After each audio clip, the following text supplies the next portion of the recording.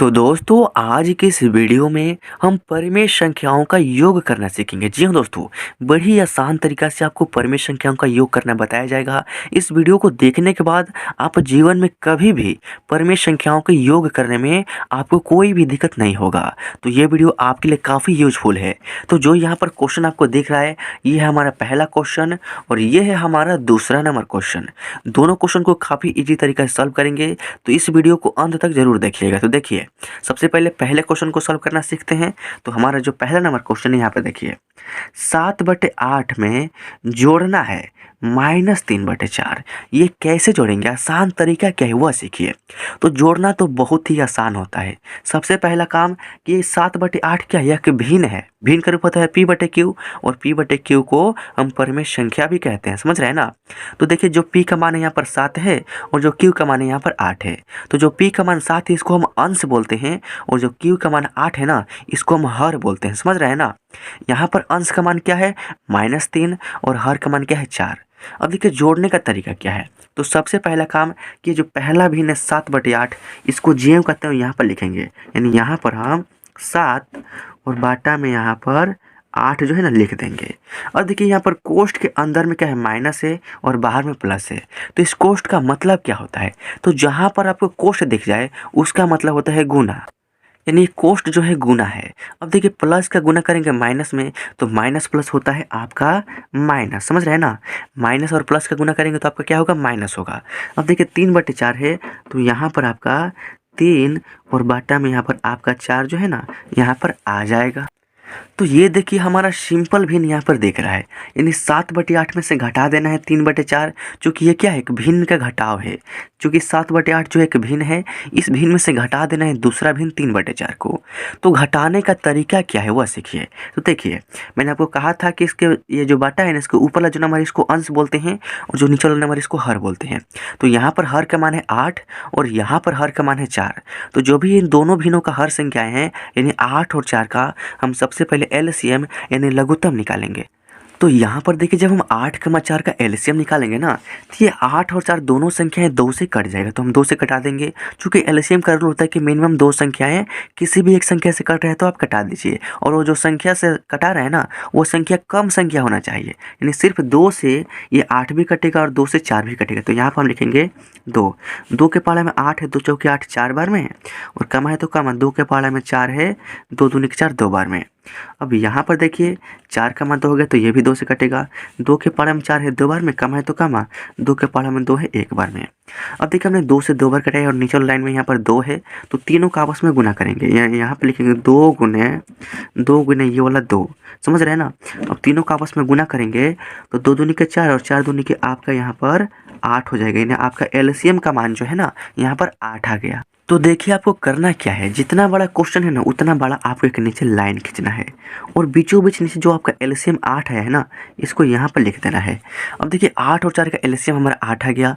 अब इसी 8 से हम इस 8 में भाग करेंगे और जो भागफल प्राप्त होगा ना उसका गुना इस 8 के ऊपर वाला नंबर 7 में करके यहाँ पर लिखेंगे। तो जब 8 का भाग करेंगे 8 में, तो 8 के पारा में 8 जो है ना एक बार में आता है। 8 एकम 8 यानी एक बार में 8 आएगा। तो एक जो है हमारा भागफल है, तो उस भागफल का गुना इस 8 के ऊपर नंबर 7 में करेंगे। तो जब 7 का गुना करेंगे 1 में तो 7 एकम 7 होगा, माइनस है तो माइनस डालेंगे यहाँ पे।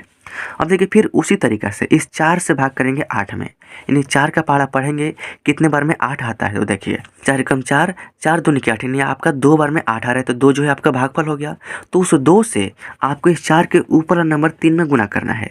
तो जब 3 में इस 2 का गुना करेंगे तो 3 दूनी के हो जाएगा आपका यहाँ पर 6 हो जाएगा ना। अब देखिए यहाँ पर 7 में से घटाना है 6, तो आपका होगा 1 और बाटा में क्या है 8, तो हम यहाँ पर बाटा में 8 लिख देंगे। यानी इस क्वेश्चन का फाइनल आंसर 1/8 यहाँ पर आ चुका है और यही इस क्वेश्चन का सही उत्तर है। तो देखिए ये है हमारा सेकंड नंबर क्वेश्चन, जो कि मोस्ट इम्पोर्टेंट है, बहुत ही इम्पोर्टेंट है। इस क्वेश्चन को सॉल्व करने के बाद आप इस टाइप के बड़ी आसान तरीक़ा से किसी भी क्वेश्चन को सॉल्व कर सकते हैं। तो देखिए इसमें करना क्या है। तो यहाँ पर देखिए सबसे पहले हमारा क्वेश्चन क्या दिया गया है, तो ये जो है एक बड़ा कोष्ठ है, इसके अंदर में क्या है -3/5 और इसी में जोड़ना है। क्या जोड़ना है, ये देखिए बड़ा कोष्ठ है 7/10 है और इसमें प्लस करना ये जो है मझला कोष्ठ है यानी मिडल कोष्ठक। तो ये जो है है हमारा मिडल कोष्ठक है और इसमें क्या है -2/3 है।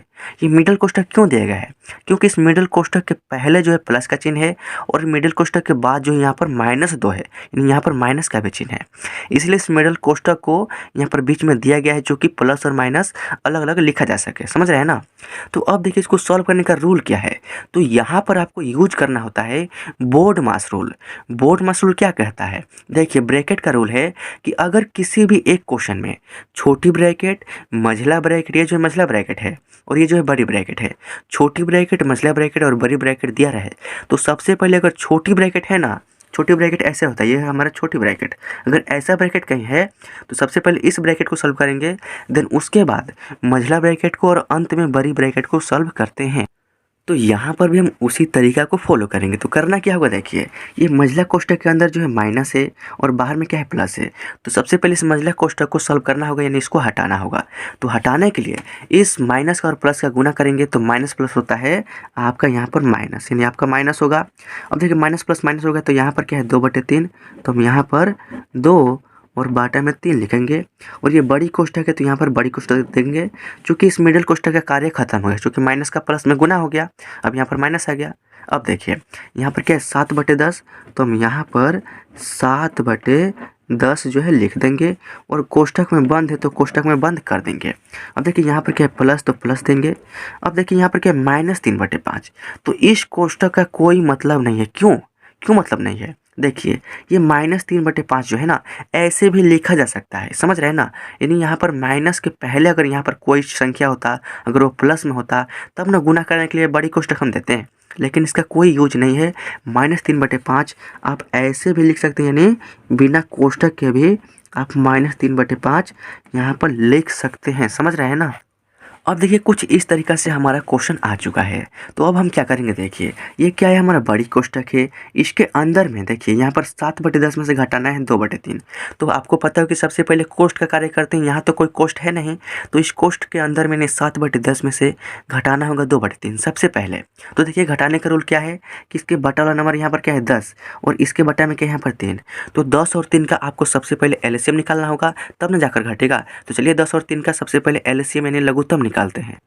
तो यहाँ पर देखिए जब 10, 3 का हम एलसीएम यानी लघुत्तम निकालेंगे ना, तो ये जो है नहीं कटेगा। क्यों नहीं कटेगा? क्योंकि अगर आप किसी भी एक नंबर से घटाएंगे ना, तो ये दोनों संख्या एक बार में नहीं कटेगा। क्यों नहीं कटेगा?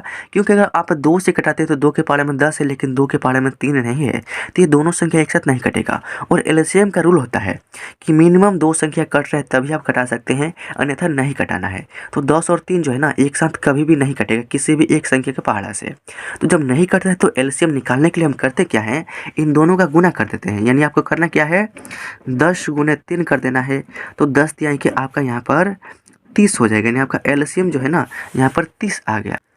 तो देखिए हम करेंगे क्या, यहाँ पर एक जितना बड़ा क्वेश्चन है उतना बड़ा एक लाइन खींचेंगे और बीचों बीच नीचे यहाँ पर हम 30 लिख देंगे। 30 लिख दिया हमने।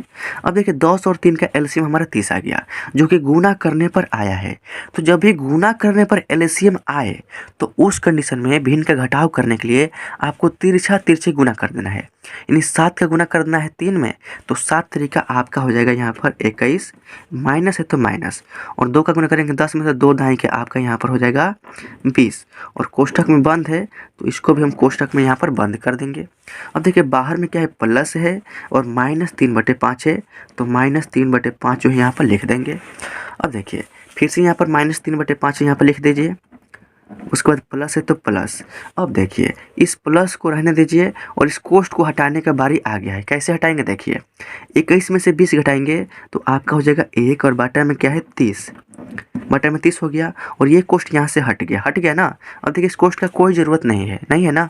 अब देखिए यहाँ पर करना क्या है, अंत में आपको -3/5 में जोड़ना है 1/30। तो ये जो है हमारा भिन्न का जोड़ है, क्योंकि एक भिन्न जो 3/5 है इसमें जोड़ना है दूसरा भिन्न 1/30। तो ये जोड़ भी बड़ी ही आसान है। करना क्या होगा, सबसे पहले आपको 5 का और 30 का एलसीएम यानी लघुत्तम निकालना होगा। तो यहाँ पर देखिए जब हम 5 का 30 का एलसीएम निकालेंगे ना, तो ये जो है 5 से ही दोनों संख्याएं कट सकते हैं, अन्यथा किसी भी एक नंबर से ये दोनों संख्याएं नहीं कटेगा। तो हम इसको 5 से कटाएंगे।